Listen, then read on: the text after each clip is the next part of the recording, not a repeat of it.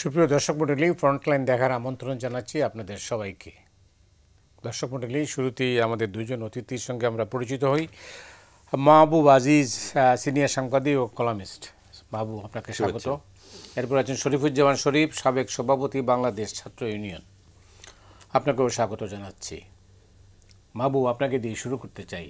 আপনি জানেন যে অস্থিরতা, চারদিকে অস্থিরতা, নির্বাচন সামনে, নির্বাচন হবে কি হবে না এই নিয়ে কিন্তু এক ধরনের জল্পনা কল্পনা চলছে। আর যারা কনস্পিরেসি থিওরিতে বিশ্বাস করেন তারা এটাকে লুফে নিচ্ছেন। আর সামাজিক যোগাযোগ মাধ্যমে কিন্তু এটার একটা নেটওয়ার্ক অন্যরকম, মানে নানাভাবে এটা নিয়ে আলোচনা হচ্ছে। কিন্তু নির্বাচন তো হতেই হবে। কিন্তু রাজনৈতিক দলগুলোর ভূমিকা কী বা কী হচ্ছে, এই পরিস্থিতিটাই নিয়ে আমরা আজকে আলোচনা করব। তা আপনাকে দিয়ে শুরু করতে চাই। ধন্যবাদ মধু ভাই। আসলে দেখুন যে এই রকম একটা পরিস্থিতি যে হবে, এটা কিন্তু আমরা 5ই আগস্টে আমরা ভাবিনি যে এক বছর পর এই দুশ্চিন্তাগ্রস্ত অবস্থায় আমাদের কথা বলতে হবে। যেই একটা অসামান্য গণ অভ্যুত্থানের সাক্ষী আমরা সবাই হয়েছিলাম। তো আমাদের প্রত্যাশা কী ছিল? প্রত্যাশা ছিল যে গণতন্ত্র, বাক স্বাধীনতা নিশ্চিত হবে। এই গণতন্ত্র এবং বাক স্বাধীনতার জন্যই এত রক্তপাত, এত আন্দোলন, এত প্রাণত্যাগ, এত কিছু। কিন্তু গত এক বছরে আপনি দেখুন, গণতন্ত্র ও বাক স্বাধীনতাকে নিয়ে কি কোনো কথা হয়েছে? এত সংস্কার নিয়ে কথা বলা হচ্ছে। 2 দফায় 13টি সংস্কার কমিশন হয়েছে বা 11টি সংস্কার কমিশন। আমরা সংবিধান নিয়ে যত কথা বলছি, যত মেয়াদ নিয়ে কথা বলছি, যত কিছু নিয়ে কথা বলছি, আমরা আমাদের দেশটিকে একটু মিনিমাম যে জনবান্ধব করবার কোনো পরিকল্পনা আমরা ডক্টর ইউনূসের মতো একজন মানুষের কাছ থেকে পেলাম না। তিনি যে এত উজ্জীবনী বক্তব্য সারা দুনিয়া শুদ্ধ দিয়ে থাকেন, এই তরুণদের জন্য তিনি কি করলেন? এই তরুণরা যারা কোটার জন্য আন্দোলনটা শুরু হলো, এই গত এক বছরে উনি বারবার বলেছেন যে আমি চাকরিজীবী চাই না, আমি উদ্যোক্তা চাই। দুনিয়া জোড়া উনি বলেছেন। গত এক বছরে আমরা কোনো উদ্যোক্তার কোনো কথা শুনি নাই। শিক্ষা ব্যবস্থায় আমাদের কোনো রকম সংস্কারের কথা আমরা শুনি নাই। আমাদের এখনও 4 পদ্ধতিতেই পড়ালেখা হচ্ছে এই দেশে। আমরা সড়ক পরিবহনের যে পরিস্থিতি, রাস্তাঘাটের, আমাদের উপদেশটা শুনতে পাই যে উনি রাগ করে চলে যান, ওনার ফলকে নাম লেখা হয়েছে বলে। কাজে এইরকম চারপাশের এই অস্থিতিশীল যে পরিস্থিতিটা, এর মধ্যে নির্বাচনটা কি হবে সবার একটা শঙ্কা কাজ করছে। যে সাধারণ মব সন্ত্রাসী তো ঠেকানো যাচ্ছে না। এখানে সন্ত্রাস, ওখানে সন্ত্রাস, সেখানে সন্ত্রাস, অমুকে ফ্যাসিবাদের দোসর, তমুকে এটা করেছে, তমুকে এত কথা, এত অভিযোগ। তো এটা ঠিকই যে অনেক আকাঙ্ক্ষা মানুষের মধ্যে ছিল, আছে। গণ অভ্যুত্থান জয়ী একটা সরকারের কাছে সামনে অনেক আকাঙ্ক্ষা এসেছে, কিন্তু আমরা কিন্তু সেই সরকারকে দৃঢ়ভাবে সেটাকে অ্যাড্রেস করতে শুনলাম না। যে আসুন, কি সমস্যা আপনার? 1064টি অবরোধ হয়েছে বলে বললেন আমাদের স্বরাষ্ট্র উপদেষ্টা। তো 1064টি অবরোধের উল্টো দিকে 10টি জায়গায় কি সরকার বলেছে যে আপনার সমস্যা কি? এই আমরা অ্যাড্রেস করছি, ঠিক আছে, আমরা আগামীতে এটা করব বা আগামী সরকারে সেটা করবে, কোনো কিছু না। তারা নির্বিকার, নির্লিপ্ত শিশুর মতো তাদের ভূমিকায় অবতীর্ণ হয়েছেন।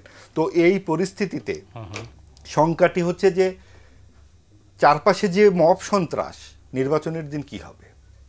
যদিও সিইসি একটি চমৎকার মন্তব্য করেছেন, চমৎকার, আসলে আমি উদ্ধৃতি চিহ্নের মধ্যে দিতে চাই।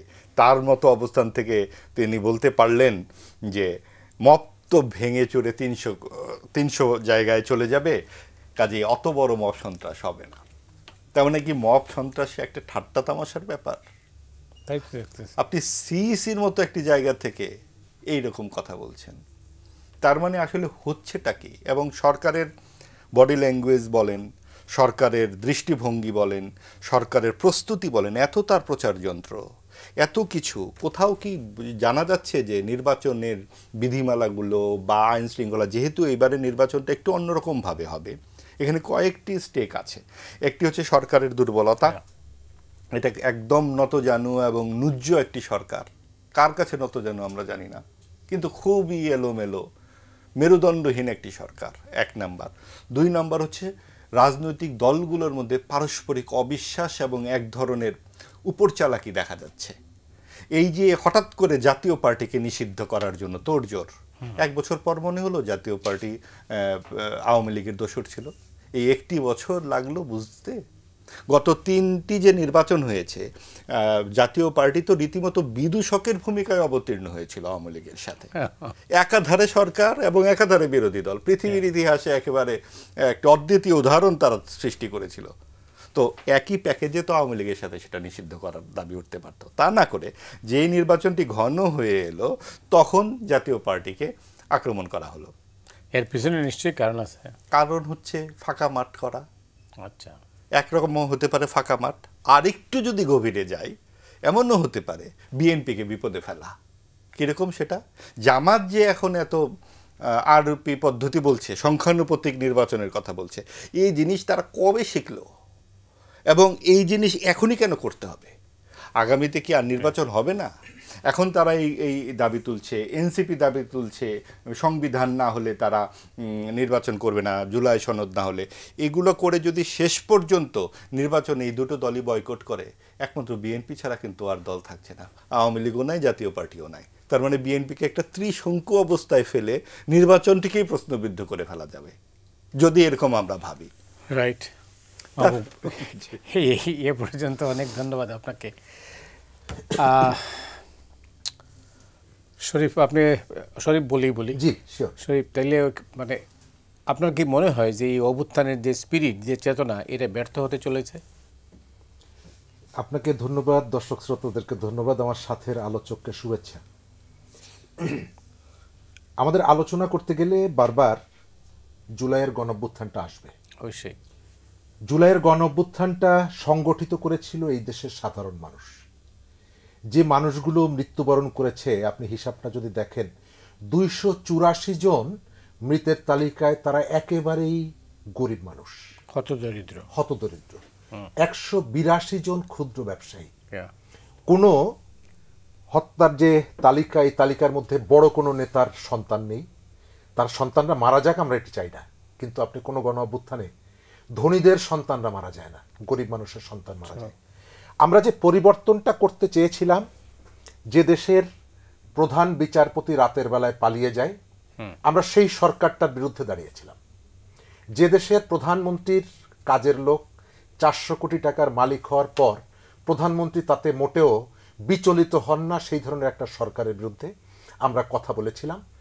শেখ হাসিনার সঙ্গে আমাদের কারো কিন্তু ব্যক্তিগত কোনো বিরোধ ছিল না, তার জায়গা জমি সম্পদ নিয়ে। আমাদের চাওয়াটা ছিল, রাষ্ট্রের মালিক যেহেতু জনগণ, জনগণ ঠিক করবে তার রাষ্ট্রটা কে পরিচালনা করবে। সেই সরকারের সঙ্গে আমাদের বিরোধের জায়গাটা ছিল সেটি। সরকার সেটিকে নানাভাবে, কখনো রাতের ভোট, কখনো আমিডামির নির্বাচন, অথবা কখনো ওই যে বিনা প্রতিদ্বন্দ্বিতা 153 জন, এর ভেতর থেকে কলা এবং কৌশল করে রাষ্ট্রটা পরিচালনা করত। আমরা সেখান থেকে বেরিয়ে আসতে চেয়েছি। আচ্ছা, আজকের সরকারের যে অসফলতা, তার জন্য কি আমরা সন্তুষ্ট? আমি মনে করি আমি সন্তুষ্ট না। আমি মনে করি এর জন্য আমাদের একটা আত্মদহন আছে, কষ্ট আছে। আমরা এই ধরনের একটা সরকারের কাছ থেকে, এই ধরনের একটা অভ্যুত্থানের পরে যে জায়গাটায় চলে গেল, এখন এসে দেখতে পাচ্ছি যে আমাদের যে প্রত্যাশাগুলো ছিল সেটি অন্যদিকে ডাইভার্ট হয়ে গেছে। তৃতীয় একটি পক্ষ এসে এই যে মানুষের প্রত্যাশার জায়গাটা ছিনতাই করে নিয়ে গেছে। আমি এখন পর্যন্ত দেখি যে আলোচনাগুলো হচ্ছে, এই আলোচনার মধ্যে গরিব মানুষের কোনো ইস্যু নেই। ওই যে শ্রমজীবীর কথা বললাম, তার কোনো এজেন্ডার মধ্যে নেই। জাস্ট আগে যে মুখ, সেই মুখের পরিবর্তন হয়েছে। নীতির জায়গায় আজকেও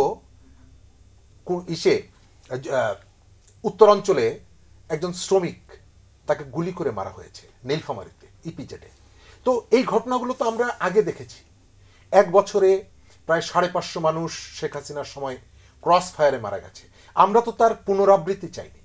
কিন্তু এখন আমি যে জিনিসগুলো দেখছি, সরকারের ভেতর থেকে একাধিক সরকার রাষ্ট্র পরিচালনা করছে। একজন নেতা, তিনি রক্তাক্ত হয়েছেন, সেখানে গিয়ে একজন উপদেষ্টা বলছেন এই ঘটনার দায়ভার সরকারকে নিতে হবে। তো সরকার মানেই তো আপনি সেই সরকারের মধ্যে আছেন। তাহলে এই কথাটা কেন বলছেন? এই যে ব্যর্থতা, এই ব্যর্থতার দায়টা কি আমার নাকি আপনার? আপনার। আপনি প্রতিশোধের যে রাজনীতিটা, আমরা যেটা চেয়েছিলাম যে আমাদের এখানে যে কথাগুলো আমরা এতদিন শুনেছি, আমাদের রাজনীতি দূষিত হয়ে গিয়েছিল। একজন বিশ্ববিদ্যালয়ের শিক্ষক, তিনি ওই শিক্ষকের পরিচয়ের থেকে তিনি আওয়ামী লীগের একটি উপকমিটির সদস্য এই পরিচয় দিতে গর্ববোধ করতেন, এবং এটি এর সাথে অনেকগুলো লাভ লসের বিষয় ছিল। সাম্প্রতিক আপনার নিশ্চয়ই মনে আছে যে নুরুল হক নূর যখন আহত হলেন, তারপরে সরকারের তরফে বলা মানে নিন্দা জানানো হলো। তো এটা কার বিরুদ্ধে নিন্দা জানাচ্ছে? আমি তো ওই পয়েন্টেই আসছি। জি, সরকারের পক্ষ থেকে নিন্দা করা হচ্ছে, উদ্বেগ প্রকাশ করা হচ্ছে, আবার বলছে এই ঘটনার দায় সরকারকে নিতে হবে। আবার এরপরে একটা ধোঁকাবাজি করেছে, 14 দিনের মেয়াদে একটা তদন্ত কমিটি হয়েছে। আমি এটা ধোঁকাবাজি কেন বলছি?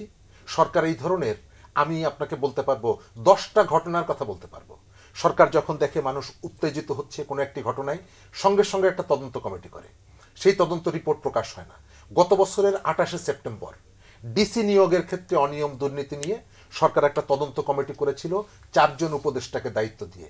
এখন পর্যন্ত সেই রিপোর্ট প্রকাশিত হয়নি। আব্দুল হামিদ যখন বিদেশে চলে যান, সরকার 2টো তদন্ত কমিটি করেছিল, একটা পুলিশকে দিয়ে আর একটা 4 জন উপদেষ্টাকে দিয়ে। 15 দিনের সময় ছিল, এখন পর্যন্ত সেই রিপোর্ট প্রকাশিত হয়নি। নগদ লুটপাট নিয়ে একটা খবর বেরিয়েছিল মে মাসের 30 তারিখে, সরকার একটা তদন্ত কমিটি করেছিল, এখন পর্যন্ত তার কোনো রিপোর্ট প্রকাশিত হয়নি। তাহলে এই যে কথাগুলো বলছি, আমি কি চাই এই সরকারটা ব্যর্থ হোক? না, আমি চাই না। কিন্তু আমরা বারবার বলার পরেও সরকারের মধ্যে কোনো রিয়েলাইজেশন নেই, সরকার অনুধাবন করছে না। আমি পরিষ্কার দেখতে পাচ্ছি সরকারের ভেতর থেকে একটি অংশ, এই যে গণঅভ্যুত্থানের যে স্পিরিট, গণঅভ্যুত্থানের স্পিরিট ছিল আমরা একটা গণতান্ত্রিক শাসন ব্যবস্থায় ফিরে যাব। এই যে এখন নতুন করে পিআর সিআর অমুক তমুক, এগুলো কোনো কিছুই মানুষের মনের মধ্যে ছিল না। মানুষ যখন দেখেছে পুলিশ আইন শৃঙ্খলা বাহিনী ব্লক রেড দিয়ে বসুন্ধরাতে মানুষকে ধরে নিয়ে যাচ্ছে, নিরপরাধ মানুষকে, তখন মা তার 1.5 বছরের শিশুকে কাঁধে নিয়ে হাতে একটা পানির বোতল নিয়ে শহীদ মিনারে গেছে। রিক্সাওয়ালা রিক্সার উপরে দাঁড়িয়ে এই মিছিলকে স্যালুট দিয়েছে। তারা চেয়েছিল একটা গণতান্ত্রিক শাসন। এখন আপনি দেখবেন সেই গণতান্ত্রিক শাসনে যাওয়ার ক্ষেত্রে অনীহা, নানা জায়গা থেকে নানা ধরনের ইস্যু নিয়ে এসে এখানে যুক্ত করা হচ্ছে, যে ইস্যুগুলো গণঅভ্যুত্থানে ছিল না। গণঅভ্যুত্থানের জায়গাটা ছিল যে আমি একটা গণতান্ত্রিক শাসনে যাব। আমার এখানে যে আবর্জনাগুলো জমেছে, এই আবর্জনাটা 15 বছরে অনেক বেশি জমেছে। কিন্তু বাংলাদেশের গত 5 দশকে রাজনীতিটা একেবারে ফ্রেশ ছিল আমি এটি বলছি না, আবর্জনা ছিল। কোরবানির সময় 3 দিন ঢাকা শহরে গার্বেজটা কিন্তু বেশি হয়, অন্যান্য সময়ও কিন্তু আবর্জনা জমে। আমাদের এই 15 বছরে আবর্জনাটা বেশি ছিল।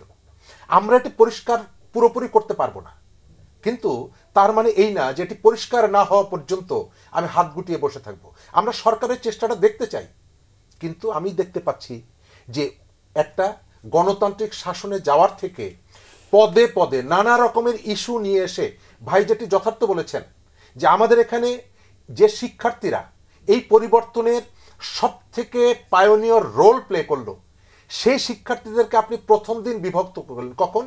যখন পাবলিক এবং প্রাইভেট বিশ্ববিদ্যালয়কে ভাগ করে শুধুমাত্র পাবলিক বিশ্ববিদ্যালয়ের প্রতিনিধি নিয়ে আপনি সরকারের জায়গা দিলেন। অথচ এই গণঅভ্যুত্থানে যখন স্তিমিত হলো, এটাকে আবার গিয়ার আপ করার ক্ষেত্রে সব থেকে বড় ভূমিকা রেখেছিল প্রাইভেট বিশ্ববিদ্যালয়। আপনি দেখেন একটা দেশের, আপনারা তো সাংবাদিকতা করেন, বাইরে অনেক জায়গায় যেতে হয়, আপনাদেরকে জিজ্ঞেস করে না যে তোমার দেশের 350 সাংবাদিক খুনের সাথে জড়িত? এই দেশের 350 সাংবাদিক হত্যা মামলার আসামি, যাকে যখন ইচ্ছা হচ্ছে আপনি তাকে ধরে দিচ্ছেন। মাই টিভির মালিক, তার বিরুদ্ধে অনেক রকমের অভিযোগ শুনি।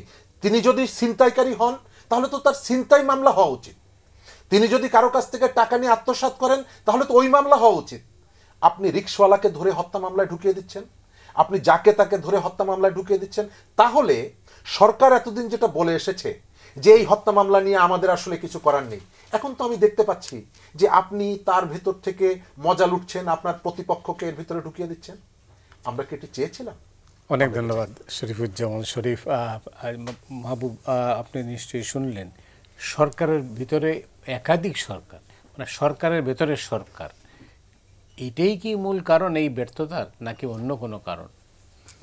আসলে ব্যর্থতার কারণ বহুবিধ, অনেক ডালপালা। আপনি দেখুন যে এত বড় একটি সুযোগ এলো এই সরকারের সামনে যে কিছু উদাহরণ স্থাপন করার। এটা তো রাজনৈতিক সরকার নয় যে এমন কিছু তারা করতে পারতেন যাতে পরবর্তী রাজনৈতিক সরকারের সামনে সেগুলো উদাহরণ হিসেবে থাকতে পারত। আপনি নারী সংস্কার কমিটির কথা, প্রতিবেদনের কথা একবার ভাবুন। যে প্রতিবেদনটি দেবার পর ডক্টর ইউনূস বললেন যে অতি চমৎকার প্রতিবেদন হয়েছে, অতি দ্রুত সময়ে যেগুলো বাস্তবায়নযোগ্য বাস্তবায়ন করা যাক। তারপর দিনই সাম্প্রদায়িক শক্তি মিটিং করে ফেললো এবং সেখানে এনসিপির নেতা উপস্থিত ছিল। এক হুঙ্কারে প্রতিবেদন কিন্তু হিমাগারে চলে গেছে, আর কোনো কথা হচ্ছে না। এরকম 11টি সংস্কার কমিশনের কোনোটিরই প্রতিবেদন নিয়ে আর এগোয়নি। তাহলে আপনি একটি বছর ধরে আপনি আসলে কি কাজ করলেন? যেটি রেহমান সোবহান স্যারও বলেছেন যে আগামী 6 মাসে কয়টি সংস্কার আপনারা করবেন, কিভাবে করবেন, কোন প্রক্রিয়ায় করবেন। ডক্টর ইউনূস যখন বললেন যে সংস্কার যদি খুব বড় মেয়াদে হয় তাহলে সেটা জুন পর্যন্ত যাবে, না হলে কম হলে ফেব্রুয়ারি পর্যন্ত যাবে, এই যে বিষয়গুলো শেষ পর্যন্ত দেখা যাচ্ছে হয়তো ওনার সদিচ্ছার কোনো অভাব নাই, কিন্তু সুস্পষ্ট গন্তব্যের ব্যাপারে ওনার এক ধরনের মানে অস্পষ্টতা আমরা দেখতে পাচ্ছি। উনি কেন এই 3টি দলকে নিয়ে গত পরশু আবার আজকে বোধহয় 7টি দলকে নিয়ে বসছেন? এই রাজনৈতিক দলগুলোর মধ্যেই বা এত বিভাজনের দরকার কি ছিল? এত ঢাক ঢাক গুড়গুড় কেন? আর আলাদা কেন? মিটিং হলে তো একসাথে হয়। তাই তো। আর আপনি কোন প্রক্রিয়ায় প্রথম 3টি দলকে নির্বাচন করলেন? বিএনপি 91, 96, 2001, 2008 এই 4টি গ্রাহ্য নির্বাচনে অন্যতম বড় দল। আমরা জানি 40% মতো ভোট তারা পেয়েছে। বিএনপি ঠিক আছে, তারপরে তো ভোট পায় আওয়ামী লীগ, 40-এর মতোই তাদের ভোট। তা আপনি যে আওয়ামী লীগকে নিষিদ্ধ করে দিলেন, এটাও তো এক ধরনের ভাবনার বিষয় যে তাহলে এই আওয়ামী লীগের যেই বিপুল সমর্থক যারা, আমরা মেয়েদের কেটে বাদ দিয়েও যদি একটা বিপুল সংখ্যক থাকবে, তারা এই অন্তর্ভুক্তিমূলক নির্বাচনে তাদের অবস্থানটা কোথায় থাকবে? এটা নিয়ে তো মীমাংসা হয়নি।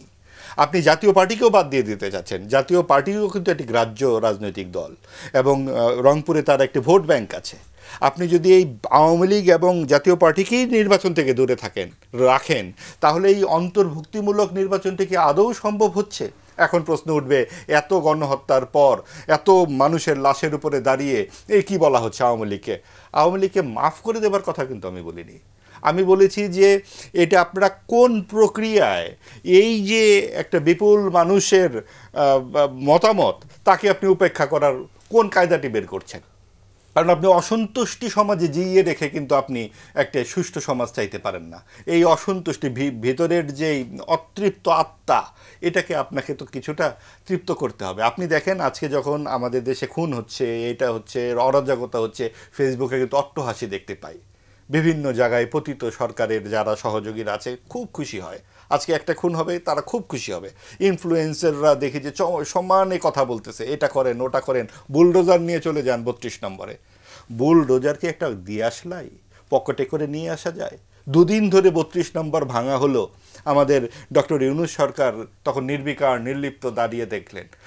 তখনই তো মব সন্ত্রাসকে উস্কে দেওয়া হলো খুব বড়ভাবে। আপনি এক জায়গায় নির্বিকার থাকবেন, আরেক জায়গায় খুব উত্তেজিত থাকবেন, না এটা করবো না, আপনি বিবৃতি দেবেন, তা কি হয়? আপনি যখন একটা বাড়ি ভাঙছেন, বাড়ি কি আপনার নেই?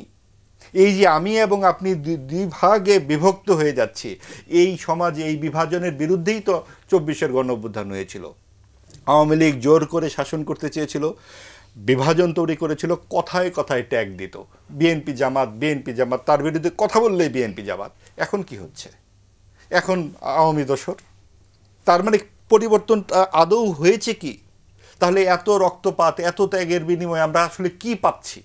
আজকে 54 বছর পরেও আমাদেরকে রাস্তায় সারাক্ষণ থাকতে হয়। আমরা কি ঘরে ফিরবো না কোনো দিন? আপনি দেখেন যেই সমস্ত দেশগুলো উন্নত হয়েছে তাদের পাশে তো আমাদের দেশটাকে আমরা দেখতে চাই। তারা কি সবসময় রাজপথে এই দাবি সেই দাবি নিয়েই থাকে? দাবি দেওয়ার জন্য তো একটা জায়গা থাকবে, একটা প্রতিষ্ঠান থাকবে, প্রাতিষ্ঠানিকরণ থাকবে। আওয়ামী লীগ সমস্ত প্রতিষ্ঠান ভেঙেছে, সব জায়গায় কর্তৃত্ববাদ ফলিয়েছে, নিজেদের লোকজন বসিয়েছে, জবাবদিহিতা রাখেনি। ওই জন্যই তো গণঅভ্যুত্থানটা হলো। তাহলে এখন জবাবদিহিতা কোথায়? বা পরবর্তী সরকারকে যে আপনি গণতন্ত্রের পথে প্রথম পদক্ষেপ হচ্ছে একটি নির্বাচন, সেই নির্বাচনটি করবার জন্য সরকারের স্পষ্ট দৃঢ়তা। আপনি ডক্টর ইউনূস বৈঠক করে বলছেন যে কোনোভাবে ফেব্রুয়ারিতে নির্বাচন হবে, এটা কি আবার বলবার কিছু আছে?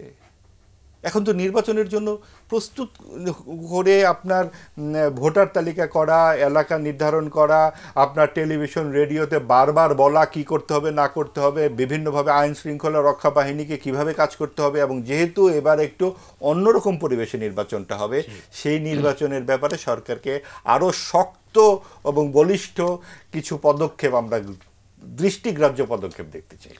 অনেক ধন্যবাদ। আপনার কাছে ফিরবো আবারও। শরীফুজ্জামান, আপনি তো মানে আমরা যেটা এই 20 মিনিটের আলোচনায় যেটুকু আমরা পেলাম সেটা হচ্ছে যে সরকার ভুল করেছে, প্রফেসর ইউনূস ভুল করেছেন। প্রফেসর ইউনূসের ভুলগুলো কি কি? ধন্যবাদ। আমি প্রথমত দেখি এই সরকারের কিন্তু যারা আছেন তারা দীর্ঘদিন রাজনীতির সাথে যুক্ত এমন কেউ নেই। এরা বেশিরভাগ ক্ষেত্রে একাডেমিশিয়ান। তারা প্রথম যে কাজটা করেনি, তাদের আসলে বিস্তৃত একটা এলাকা তারা ধরেছেন যেখান থেকে একটা ঐক্যমত্য তৈরি করাটা বেশ কঠিন। এই ধরনের একটা গণ অভ্যুত্থানের পরে একেবারে দেশটা স্বর্গ হয়ে যাবে এটা আমি বিশ্বাস করি না। কারণ আপনার 15 বছর বা তার আগেও সমাজের নানা রকমের চড়াই উতরাইয়ের কারণে আপনার এখানে প্রচুর রক্তক্ষরণ হয়েছে। আপনার সোশ্যাল যে কম্পোজিশন সেটি ভেঙে গেছে, এক বাড়ির সাথে আরেক বাড়ির দ্বন্দ্ব। আমি এটি এর আগে 3-4 বছর আগে বলেছিলাম একটা অনুষ্ঠানে, ঈদের সময় বাড়িতে গেলে, একসময় ঈদ কোরবানি এগুলো সার্বজনীনতা ছিল। আমি 3-4 বছর আগে গ্রামে গিয়ে দেখেছি ঈদে একজন আরেকজনের বাড়িতে যান না। কেন? বলে যে ওরা আওয়ামী লীগ করে, ওরা বিএনপি করে। অর্থাৎ সামাজিক যে হারমোনিটা ছিল সেটাও রাজনীতির কারণে নষ্ট হয়ে গিয়েছিল। আমি মনে করি যে প্রথম উদ্যোগটা নেওয়া উচিত ছিল। আপনি তো ফ্যাসিস্টদেরকে, স্বৈরাচারকে, ভোটচোরকে পরাস্ত করেছেন। আপনি সমাজের মধ্যে একটা ইউনিটির ডাকটা দেবেন, এবং প্রথম কাজটা আপনার যেটা করা উচিত ছিল সেটা হলো শিক্ষার্থীদেরকে ক্লাসে ফিরে যাওয়ার ব্যবস্থাটা করা উচিত ছিল। আপনি যদি খেয়াল করে দেখেন, আমাদের এখানে সরকার গঠিত হওয়ার পর একই সঙ্গে প্যারালাল দুটো সরকার চলেছে, একটা সচিবালয়ে আর একটা রাজু ভাস্কর্যে, একটা সচিবালয়ে আর একটা শহীদ মিনারে, একটা সরকার সচিবালয়ে আর একটা হাইকোর্টের সামনের থেকে হুঙ্কার দেওয়া হচ্ছে কালকে এই বিচারপতিকে সরিয়ে দিতে হবে। আচ্ছা, বিচারপতিদেরকে সরিয়ে দেবেন এটা তো সরকার চাইলেই পারে, আইন মন্ত্রণালয় চাইলেই পারে। আপনার তো একটা মব ক্রিয়েট করে বিচার হাইকোর্টকে ঘেরাও করে এটা তো প্রয়োজন হয় না। আপনি এখান থেকে বলছেন সচিবালয়ের অমুক অমুককে সরিয়ে দিতে হবে। এই ছাত্রদের প্রতিনিধিত্ব সরকারে আছে, এই ছাত্ররা তাকে গিয়ে বলতে পারো। সরকারের যেটা উচিত ছিল, সরকার এই জায়গাটায় যথাযথভাবে গুরুত্বটা দেয়নি। সেকেন্ড হচ্ছে প্রতিশোধের যে স্পৃহাটা। আপনি যখন একটা রাজনৈতিক সরকার থাকবে, আমি কখনোই মনে করি না ইলিয়াস আলীর ছেলে কখনো চাইবে যে আমার বাবা হত্যাকাণ্ডের বিচারের ক্ষেত্রে একটা দীর্ঘ সময়ে যদি লাগে আমার কোনো আপত্তি নেই। না, ভিকটিম পরিবার হিসাবে তার প্রত্যাশাটা, আর সরকারের যিনি আছেন, রাষ্ট্র পরিচালনা করছেন, তার ওই দায়িত্বে থাকার কারণে ভিন্নত হবে দৃষ্টিভঙ্গি। বিচারটা ন্যায় বিচার তিনি করবেন, ন্যায় বিচারের ব্যবস্থাটা তিনি করবেন। কিন্তু আমার যখন স্বজন মারা যায়, আমরা কিন্তু বলি অবিলম্বে ফাঁসি চাই। আমি কিন্তু কখনোই বলি না বিচার অমুক তমুক তদন্তর ভেতর থেকে ফাঁসি চাই। আমি কিন্তু তাৎক্ষণিকভাবে বলি যে অপরাধীর বিচার চাই। কিন্তু রাষ্ট্র কি আমার কথা শুনে তাৎক্ষণিকভাবে সেই বিচারটা করে? না, রাষ্ট্রের কতগুলো প্রসিডিওর মেনটেন করতে হয়। এইটা হচ্ছে সরকারের দায়িত্ব, এইটাই হলো সরকার। কিন্তু আমার এখানে আমি দেখছি সরকার প্রথম আলো অফিসের সামনে গরু জবাই হচ্ছে, সরকারের পক্ষ থেকে কোনো ভূমিকা নাই।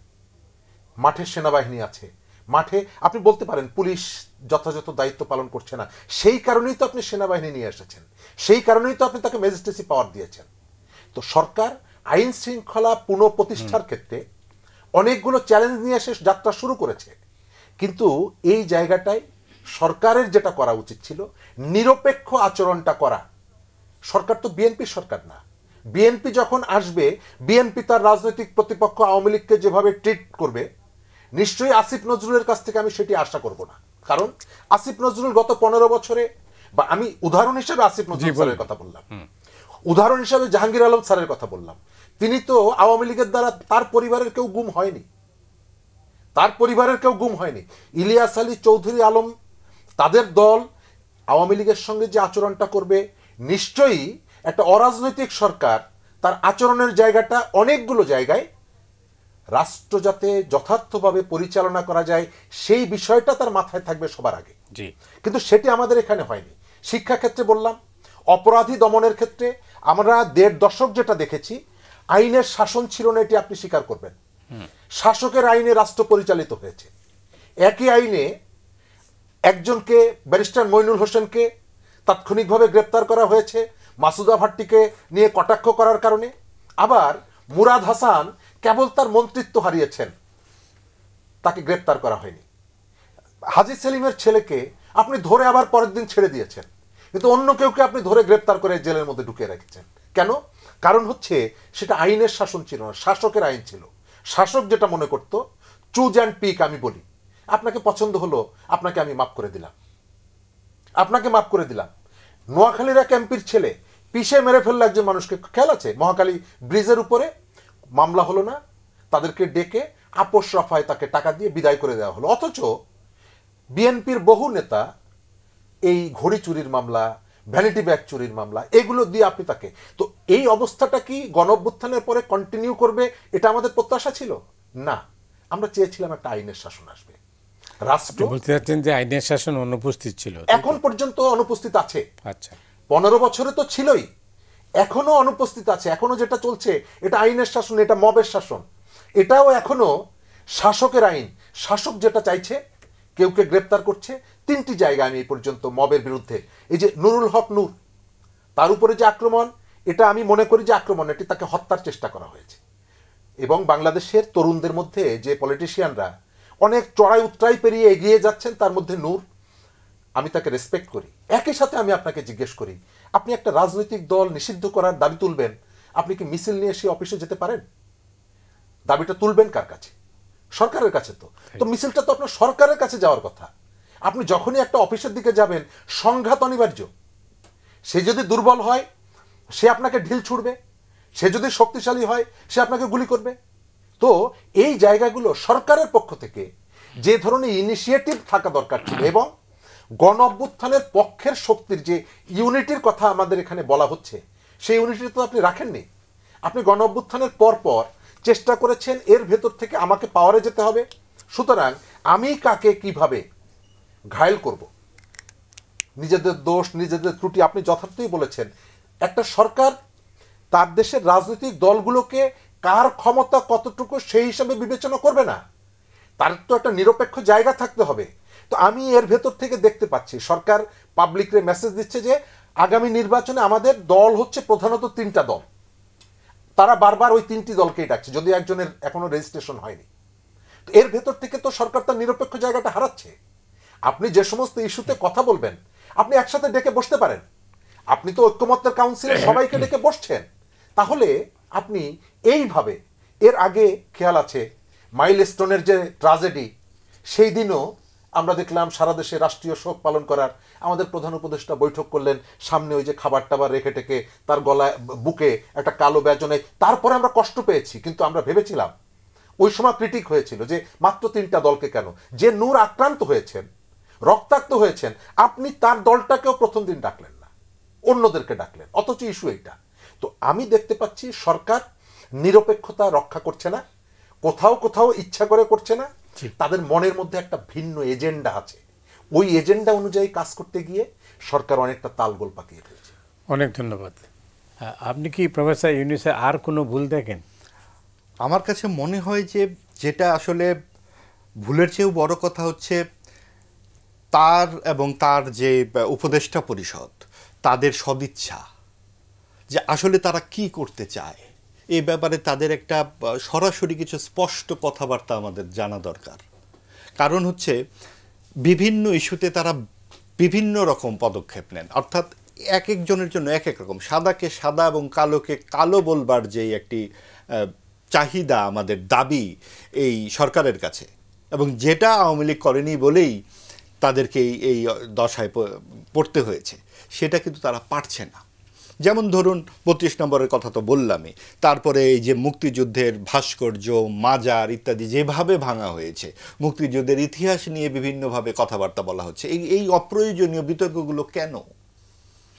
এইগুলো উস্কায় দিচ্ছেন সরকারের কোনো কোনো উপদেষ্টা। গতকাল দেখি এক উপদেষ্টা, এটা কিন্তু ফেসবুক প্রভাবিত সরকার বলে মনে হয়, তারা প্রত্যেকেই ফেসবুকে খুব ব্যস্ত, লাইভও করেন কেউ কেউ। আজকে এক উপদেষ্টাকে দেখলাম লাইভে উনি জানাচ্ছেন যে চাঁদা যদি কেউ চায় আমার নামে তাহলে আপনারা পুলিশে জানাবেন, আমি এর তীব্র প্রতিবাদ জানাচ্ছি। উনি কাকে প্রতিবাদ জানাচ্ছেন বুঝলাম না, কিন্তু একজন স্বয়ং উপদেষ্টা ফেসবুকে এই কথা বলছেন। তো যেটা হচ্ছে যে এই ফেসবুক শাসিত যেই উপদেষ্টারা, তারা এক ধরনের ইতিহাস চর্চা করছেন। বিশেষ করে আমাদের সংস্কৃতি মন্ত্রণালয়ের যিনি দায়িত্বে আছেন লিখেছেন যে ৭১-এর যেই হানাদার পাকিস্তানি বাহিনীর যেই ভূমিকা, তার পাশাপাশি ৪৭-এর আগেও যাদের ভূমিকাগুলোকে নিয়ে আমাদের আলাপ করতে হবে। আমাদের মুক্তিযুদ্ধ কি ৪৭-এর আগেও একটি হয়েছে? এই ইতিহাস তার আমদানি করছেন। এই টোলের পণ্ডিতরা আমাদেরকে আসলে কি শেখাতে যাচ্ছেন? তারা নতুন নতুন বয়ান দিতে চাচ্ছেন, এবং যেই বয়ানে অপ্রয়োজনীয় তর্ক, অপ্রয়োজনীয় বিতর্ক এবং নানান ধরনের বিষয়গুলো আসছে, যেটা মূল যে জায়গা গণতন্ত্র, বাক স্বাধীনতা, এবং সেটা কিভাবে সমাজে গ্রাহ্য হবে এবং সকলের অধিকার সমান হবে, এই জায়গাগুলো কিন্তু অনুপস্থিত থেকেই যাচ্ছে। আপনি যখন আজকে এইরকম পরিস্থিতি হচ্ছে, আজকে কথায় কথায় মব, অমুককে পছন্দ হয় না, 10 জন লোক গিয়ে তার বাড়ি ভেঙে দিল। আপনার ফজলু সাহেবের বাড়ির সামনে 5 জনে একটা কথা বলেছে, সেটার বিএনপির মতো দল ভয় পেয়ে গেছে, তাকে নোটিশ দিয়ে বসেছে। কাজেই মবকে এখন ভয় পাচ্ছে সবাই, যেহেতু সরকার এটাকে অ্যাড্রেস করছে। নির্বাচনের দিন কি হবে? কাজেই এইটা তো একটা কোটি টাকার প্রশ্ন হয়ে দাঁড়াচ্ছে। কাজেই আপনাকে আগেই, আপনার ধারণা কি?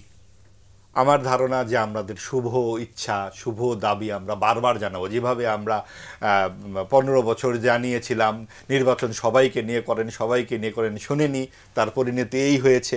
বাকিদের কথা শোনা হবে না, বারবার বলা হয়েছে, গণ অভ্যুত্থান হয়েছে।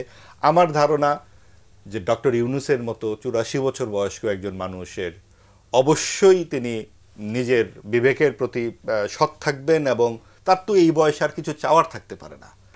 তিনি স্মরণীয় হয়ে থাকবেন যদি সত্যিকার অর্থেই উনি রাজনৈতিক ব্যক্তিদের সাথে আরও সরাসরি কথা বলেন। কারণ রাজনীতি কিন্তু রাজনীতিক ব্যক্তিত্বদেরই করতে হবে। আপনি রাজনৈতিক দলগুলোকে যথার্থ মর্যাদা দিয়ে ডাকেন সাথে, এবং কোনো না কোনোভাবে বাংলাদেশের রাজনীতি কি বাংলাদেশের রাজনীতিবিদরা নিয়ন্ত্রণ করেন? এটা কিন্তু মোদি ভাই অনেকে বলে যে বড় বিদেশি শক্তি ইত্যাদি। হেলিকপ্টারে যেদিন উঠলেন আমাদের পরম এবং প্রতাপশালী নেতা, সেদিন কিন্তু আমরা বুঝেছি জনতার শক্তি কাকে বলে। যখন আমার বাসা উত্তরায় ভোর রাত 3টায় দেখি কি কাণ্ড, কোটি কোটি মানুষ কোথায় যায় রাত 3টা থেকে। এই তো জীবদ্দশায় এই দৃশ্য দেখবো, এটা তো আমি ভাবতেও পারি নাই। তার মানে এই মানুষের শক্তিকে আমরা যেন হেলা না করি, মানুষের শক্তিটাকেই আমাদের আশ্রয় করতে হবে, এবং সরকারকে এটা বুঝতে হবে যে কোন যোগ্যতায় তারা এই ক্ষমতায় আছে। তারা কিন্তু মানুষের সমর্থনে আছে। সেই মানুষের গণতান্ত্রিক অধিকারকে নিশ্চিত করতে হলে নির্বাচনটি এইসব ছলা কলা পিয়ার অমুক তমুক কাবিখা এখন থাক, নির্বাচনটা আগে হোক। অনেক ধন্যবাদ দর্শক, আমরা বিরতিতে যাচ্ছি, ফিরছি খুব তাড়াতাড়ি, আমাদের সঙ্গেই থাকুন। সুপ্রিয় দর্শক মণ্ডলী, আপনারা দেখছেন ফ্রন্টলাইন। আমাদের সঙ্গে রয়েছেন মাহবুব আজিজ এবং শরীফুজ্জামান শরীফ। শরীফ, আপনার কাছেই আসি। এতক্ষণ তো আমরা প্রফেসর ইউনূসের ভুলগুলো শুনলাম, রাজনীতিবিদরা কোনো ভুল করেননি? হ্যাঁ, রাজনীতিবিদরা ভুল করেছেন বলেই দেশের আজকের এই কি সেই ভুল? প্রথমত, আমাদের যে সংবিধানটা ছিল, আমাদের এখানে একটা সংবিধান বিরোধী একটা ক্যাম্পেইন আছে, কিন্তু আমি যেটা মনে করি আমাদের দেশটা এই ধরনের একটা গর্তের মধ্যে কেন পড়ল, তার প্রধানতম কারণ হচ্ছে ক্ষমতার লিপ্সা, ক্ষমতার নেশা। 1990 সালে আমরা ভোট দেওয়ার অধিকারটা আদায় করে নিয়েছিলাম, এবং তার জন্য আমাদের একটা দীর্ঘ লড়াই করতে হয়েছে। 91 সালে যে একটা গ্রহণযোগ্য নির্বাচন, এবং আপনি স্বীকার করবেন বিএনপি পরে যে 2 টার্ম পাওয়ারে ছিল তার থেকে অনেক স্বচ্ছ দক্ষতার সাথে 91 সরকারটা সে পরিচালনা করেছে, অন্য 2টা সরকার, আমার অবজারভেশন। জি, তো আপনি সেই ধরনের একটা ভোটে বিজয়ী হওয়ার পর আপনি কেন মাগুরার ইলেকশনটা করতে গেলেন? ওই নির্বাচনটা আপনি কি ক্ষমতার থেকে চলে যেতে হতো না? আমাদের সবকিছু নিজের নিয়ন্ত্রণে রাখার অদম্য যে ইচ্ছা, যেটা শেখ হাসিনার মধ্যে পেয়ে বসেছিল, এবং এটি এক ধরনের নেশায় পরিণত হয়েছিল, এবং তিনি কারো কথাই শোনেন নাই। পার্লামেন্টারি বোর্ড আলোচনা করছে, তারপর দায়িত্ব দিয়ে আসছে দলের প্রধান, আপনার হাতে সবকিছু তুলে দিয়ে গেলাম, আপনি রাষ্ট্রের মধ্যে গণতন্ত্র, কিন্তু দলের মধ্যে কোনো গণতন্ত্র নাই। এই যে ক্ষমতার অদম্য স্পৃহা, আজকে 24-এর যে আমিডামির যে নির্বাচন, সেই নির্বাচনটা যদি না করতেন উনি একটা নির্বাচন দিতেন সবাইকে নিয়ে, নির্বাচনে উনি হয়তো পরাজিত হতেন, কিন্তু তাকে কি আজকে এইভাবে পালিয়ে যেতে হতো? তার নেতাদেরকে এইভাবে পালিয়ে যেতে হতো? তার দলকে 10টা আসন জিতত না? তাহলে তিনি এইটা করলেন না কেন? করলেন না হচ্ছে ক্ষমতা। সেকেন্ড হচ্ছে, আপনি যেটা জিজ্ঞেস করেছেন, বাংলাদেশের কনস্টিটিউশনে প্রত্যেকটা বিষয় সেখানে পরিষ্কারভাবে লেখা আছে। আমি যেটা জিজ্ঞেস করেছিলাম শরীফ, সেটা হচ্ছে যে এই সময়ে 1 বছরে কি রাজনীতিবিদরা কোনো ভুল করেন নাই? হ্যাঁ, এই সময় রাজনীতিবিদদেরও ভুল আছে। হ্যাঁ, রাজনীতিবিদদের সবথেকে বড় যে ভুলটা, তারা পুরোপুরি সরকারের প্রতি যে ধরনের অন্ধ সমর্থন প্রকাশ করছে। আমি তো মনে করি যে এই যে ঘটনাগুলো ঘটছে কয়েকদিন ধরে, সমস্ত দলগুলো গিয়ে সরকারকে বলছে আপনি যেটা করবেন ওটাই ঠিক। তার মানে হচ্ছে এই সরকার কি কোনো ভুল করছে না? আপনি পলিটিক্যাল পার্টিগুলোর কাছ থেকে সেই যে ক্রিটিকটা, আপনার এখানে চেক অ্যান্ড ব্যালেন্সটা থাকতে হবে। সরকারকে বলবেন যে আপনি এটি করেন, আপনি ভুল করলে আপনাকে ক্ষমতার থেকে নামানোর জন্য আমি মুভমেন্ট করব না, এই নিশ্চয়তাটুকু দিচ্ছি, কিন্তু ভুলটা আমি আপনাকে ধরিয়ে দিচ্ছি, এইটা আপনার ভুল হচ্ছে। এই যে মবকে আপনি রাস্তায় রেখে দিয়েছেন, আপনি দেখবেন যে সেখানে এক ধরনের বক্তব্য দিয়ে এসে বাইরে এসে আর এক ধরনের বক্তব্য। এই যে আমাদের এখানে গণঅভ্যুত্থানের পক্ষে শক্তি কে কাকে কিভাবে ঘায়েল করবে, এই প্রবণতাটা সবার মধ্যে আছে। আপনি সেটি ডাকসু বলেন, অন্যান্য জায়গায় বলেন, নির্বাচন মানেই হলো যে আমি পরস্পরকে ঘায়েল করব। কিন্তু এক ধরনের যে উদার মানসিকতা, আপনি আমাদের গণঅভ্যুত্থানের কয়েক মাস আগে শ্রীলঙ্কায় একটা গণঅভ্যুত্থান হয়েছে, আপনি দুটো দেশের পলিটিক্যাল সোশিও ইকোনমির জায়গাগুলোতে অনেকগুলো জায়গা আপনি মিল পাবেন, কিন্তু গত 1 বছরে তারা তাদের ইকোনমি, তারা তাদের সোসাইটি অনেক ইমপ্রুভমেন্ট জায়গা একটা ইমপ্রুভ করেছে, অনেকগুলো একটা জায়গায় তারা কিন্তু দৃশ্যমান কতগুলো পরিবর্তন এনেছে। আমরা কেন পারলাম না? আমরা পারলাম না হচ্ছে আমাদের যে অবিশ্বাস। এতদিন ধরে বিএনপির পাখার নিচে যারা বড় হয়েছে, উত্তাপ নিয়েছে, এখন প্রত্যেকের টার্গেট হচ্ছে বিএনপি। বিএনপিকে কিভাবে সাইজ করবো? আপনি দেখবেন যে এই যে সংস্কার নিয়ে বিএনপি একটা পজিশন নিয়েছে, জামাতের পজিশনের সাথে মিলছে না, এনসিপির সঙ্গে এদের মিলছে না, কিন্তু জামাত এবং এনসিপির অভিন্ন শত্রু হলো বিএনপি।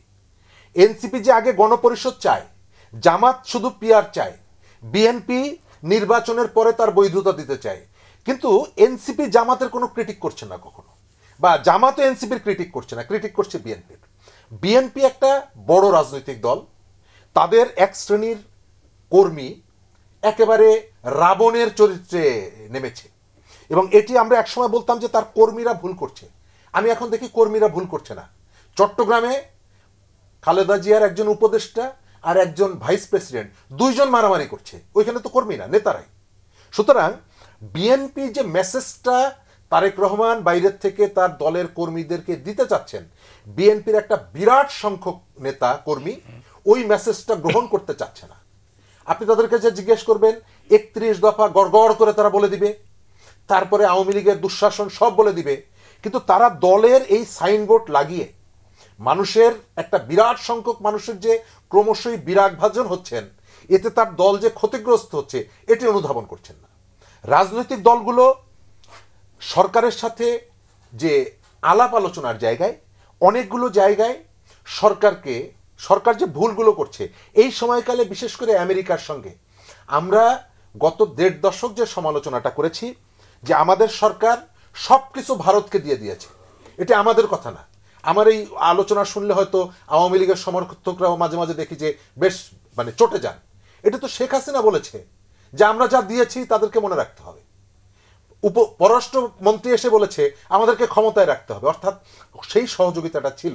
আমরা বাংলাদেশের পলিটিক্সে ভারতের এই যে দাদাগিরি অথবা নাক গলানো, এটির অবসান চেয়েছি, তার মানে এই না যে আমরা তার বিপরীতে আমেরিকার পজিশন এখানে আবার পোক্ত হোক সেটি চেয়েছি। সরকার এসে চুক্তি করে বলছে এটা প্রকাশ করা যাবে না। কেন?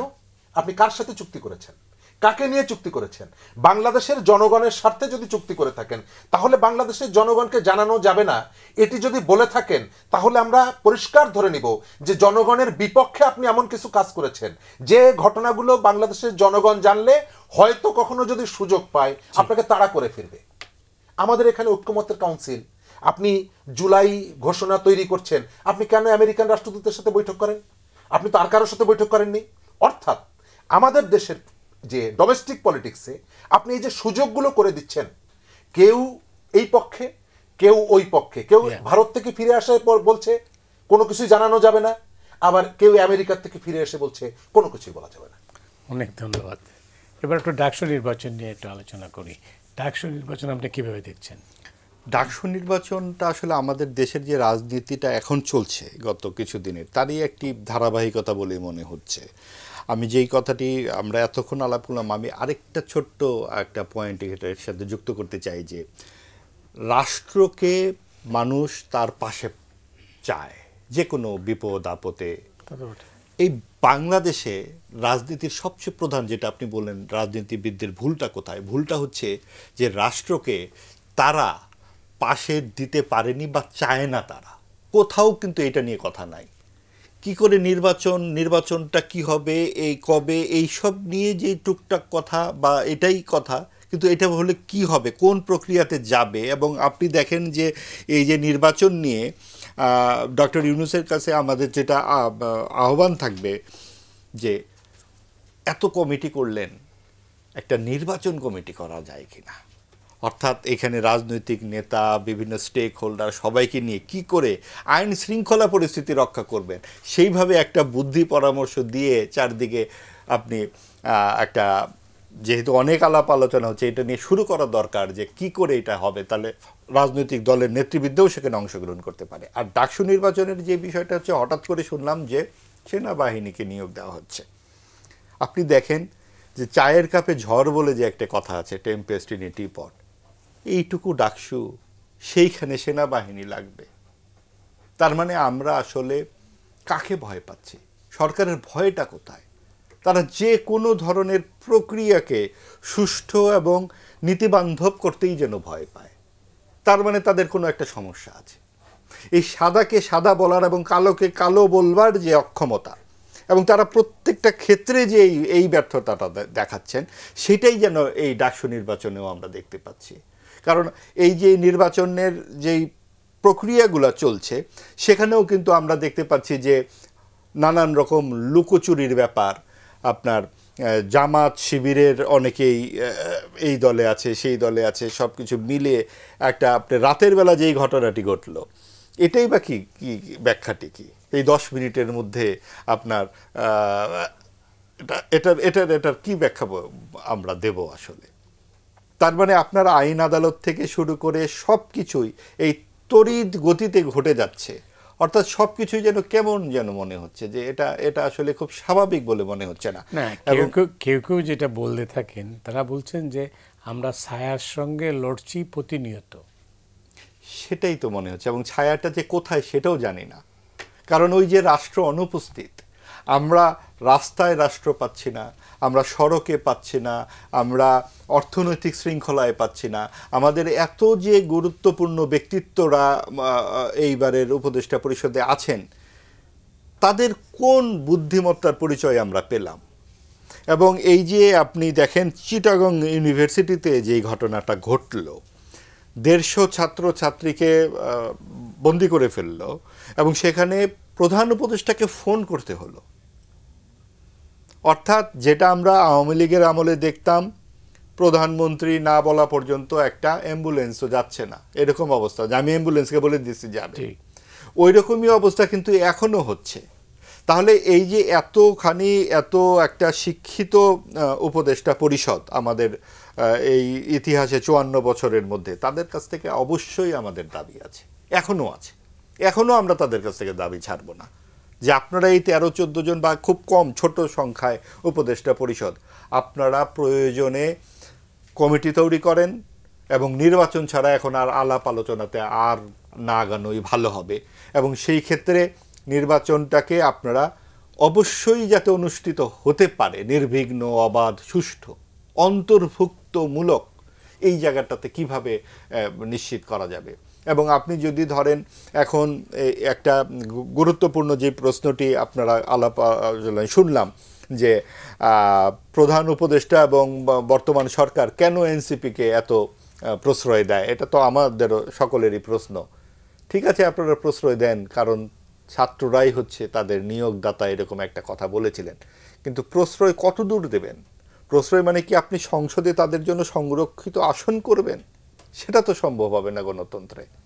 কাজেই আপনাকে এই জায়গাতে পৌঁছাতে হবে যে প্রত্যেকটা ব্যাপারে আপনার অভিজ্ঞতার প্রয়োজন, সময় দেওয়া প্রয়োজন, আপনার নিজেকে গড়ে তোলবার প্রয়োজন। 25-26 বছরের একটি ছেলে, সে হুট করে সে 5টি, 6টি, 7টি মন্ত্রণালয়ের দায়িত্বে। এটা তো একটা দেশ ভাই, 18 কোটি মানুষের দেশ। এটা তো একটা মানে হাসির ঠাট্টার ব্যাপার না। এখানে আমার সন্তান, আমার প্রজন্ম পরম্পরায় আমাদের বাস।